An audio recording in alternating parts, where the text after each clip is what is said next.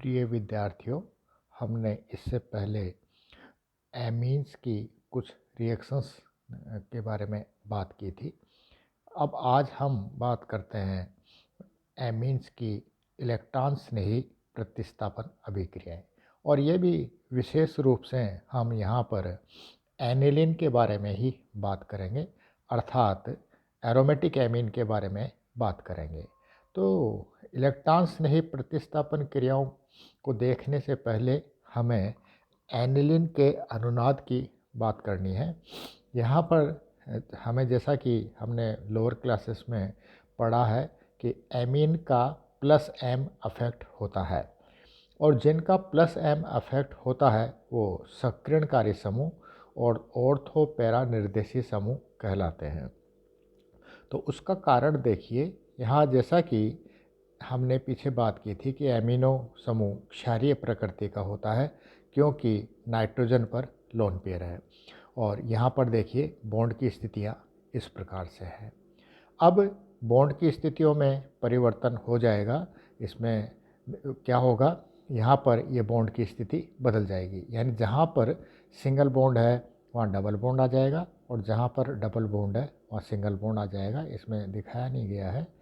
अब इसके बाद फिर अनुनादी संरचना बनेगी जिसमें नाइट्रोजन का लोन पेयर अनुनाद के कारण से रिंग में चला जाता है, और उसका कारण क्या है, डबल बॉन्ड के कॉन्जुगेशन में लोन पेयर है। ऐसी स्थिति में ये लोन पेयर रिंग में चला जाएगा तो बॉन्ड यहाँ से निकलकर बाहर चला जाएगा, दोनों का स्थान परिवर्तन हो जाता है और नाइट्रोजन इलेक्ट्रॉन न्यून बन जाता है। यहाँ पर देखिए ये नेगेटिव चार्ज आ गया, बॉन्ड की स्थितियाँ इस प्रकार से हो गई।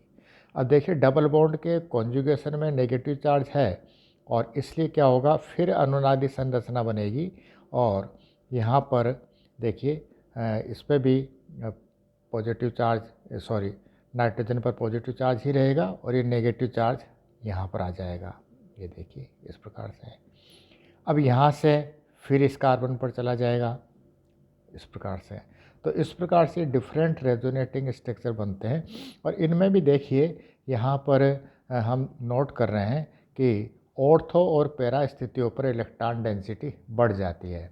तो ऐसी स्थिति में आने वाले इलेक्ट्रॉन स्नेही का आक्रमण कहाँ पर होगा, ऑर्थो और पैरा स्थितियों पर।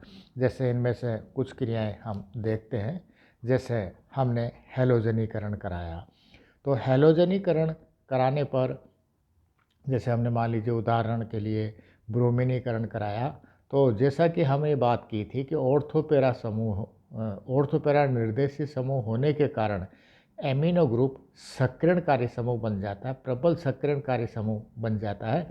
और जब इसका डायरेक्ट ही ब्रोमीनीकरण कराया गया तो ये देखिए ऑर्थो और पैरा स्थितियों पर ब्रोमीनीकरण हो गया, और ये इतना फास्ट रिएक्शन होता है कि एनिलीन लीजिए, उसमें ब्रोमीन डालिए, और डायरेक्ट बहुत अच्छी मात्रा में ट्राईब्रोमो एनिलीन का निर्माण हो जाता है। अब हम यहाँ पर ये चाहें कि मोनोब्रोमो उत्पाद ही बने, तो हमें इसके लिए क्या करना होगा, इस एमिनो ग्रुप की सक्रियता को कम करना चाहिए।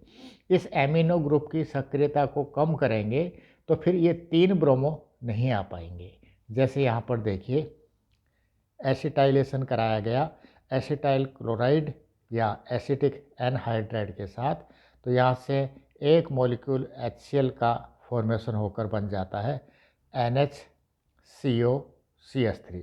अब इस एमिनो समूह की सक्रियता कुछ कम हो जाती है और ये एसिटेनिलाइड यहाँ पर बन जाता है। इस बने हुए एसिटेनिलाइड का अब ब्रोमीनीकरण कराया गया तो यहाँ पर ऑर्थो और पैरा 2 उत्पाद बनते हैं। ऑर्थो पर ब्रोमो आ जाएगा और पैरा पर। अब चूँकि ये जो ग्रुप है NHCOCH3 ये आकार में बड़ा है, आकार में बड़ा होने के कारण जब ऑर्थो स्थिति पर जाएगा तो त्रिविम बाधा प्रभाव बढ़ जाने के कारण से उसकी मात्रा कम प्राप्त होगी। इसलिए मुख्य उत्पाद क्या बनेगा, पैरा, और इस तरह से आमने सामने ग्रुप होने के कारण से स्टेरिक हिंड्रेंस मिनिमाइज हो जाता है। इसीलिए यहाँ पर लिखा है मुख्य उत्पाद। तो इस तरह से जो पैरा उत्पाद बना, अब इसका यदि हम जल अपघटन करा दें तो जल अपघटन कराने पर ये CH3COOH बन जाएगा और वापस ये NH का परिवर्तन NH2 में हो जाएगा। तो इस तरह से पैरा ब्रोमो एनिलीन बनती है। अब इसी प्रकार से हम मान लीजिए नाइट्रीकरण की बात करें तो हम ये उम्मीद करते हैं कि एनिलीन का नाइट्रीकरण कराएं तो जिस प्रकार से ब्रोमीनीकरण हुआ इसी प्रकार से नाइट्रीकरण हो जाएगा, जबकि ऐसा नहीं है। और उसका कारण क्या है? नाइट्रीकरण में हम क्या काम में लेते हैं? सांद्र HNO3 और सांद्र H2SO4, और HNO3 प्रबल आक्सीकारक प्रवृत्ति का होता है।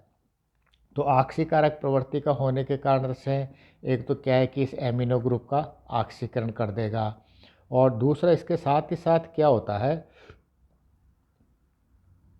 जैसा कि अम्लीय माध्यम है तो इस तरह से इस NH2 का परिवर्तन, जैसा कि यहाँ पर लिखा हुआ भी है, NH3 पॉजिटिव में हो जाएगा। और इस तरह से NH3 पॉजिटिव में हो जाने के कारण वो समूह मेटा निर्देशीय बन जाएगा और इस तरह से मेटा उत्पाद का निर्माण हो जाएगा। तो इस तरह से हम इस चीज़ को अवॉइड करने के लिए हम क्या करेंगे, एमिनो ग्रुप का ऑक्सीकरण ना हो इसके लिए हमने इसका एसिटाइलेशन करा दिया। एसिटाइलेशन कराने से ये देखिए NHCOCH3 बन गया। अब कराइए इसका नाइट्रीकरण, तो नाइट्रीकरण कराने से ऑर्थो और पैरा दो उत्पाद बनेंगे, पर पैरा की मात्रा अधिक बनेगी, जैसा कि ऊपर हम यहाँ ब्रोमीनीकरण में भी देख रहे थे। तो इस प्रकार से जो पैरा उत्पाद बना, अब इसका जलावघटन करा दीजिए। जलावघटन कराएंगे तो देखिए NH2 में परिवर्तन हो जाएगा और इस तरह से ये पैरा नाइट्रो एनिलीन बन जाएगी। तो इस प्रकार से हमने एमिनो ग्रुप की सक्रियता को कम कर दिया और इस प्रकार से पैरा उत्पाद का निर्माण हो जाता है। ओके।